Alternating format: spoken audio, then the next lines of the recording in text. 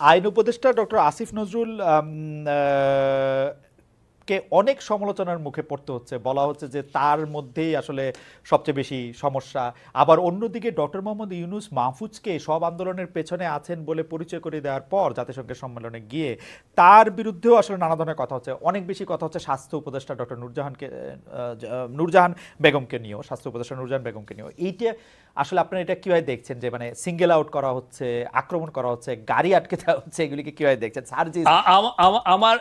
আমি সবাইকে অনুরোধ করব, যারা যারা এগুলো নিয়ে ভাবছেন, অনেক বড় বড় পত্রিকা এই যে আইন উপদেষ্টার সাথে আসেন না, ওনার সাথে একটা দিন থাকেন, দেখেন উনি কি কাজগুলো করছে।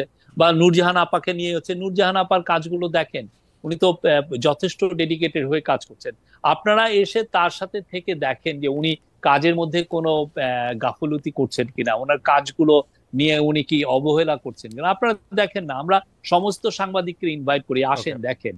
এটা নিয়ে আমাদের কোনো ইয়ে নাই, লুকোছাপা নাই, ওকে। আমাদের এটা নিয়ে কোনো ধরনের কোনো ইয়ে নাই। আমরা মনে করি যে এটা আমাদের নৈতিক দায়িত্ব, এই এই যারা যারা আহত হলো, যারা যারা মারা গেল, তাদের ফ্যামিলির পাশে, তাদের পাশে দাঁড়ানোটা, এটা হলো আমাদের সবচাইতে বড় কাজ। সেই কাজটা আমরা চেষ্টা করছি সবচেয়ে ভালোভাবে করার।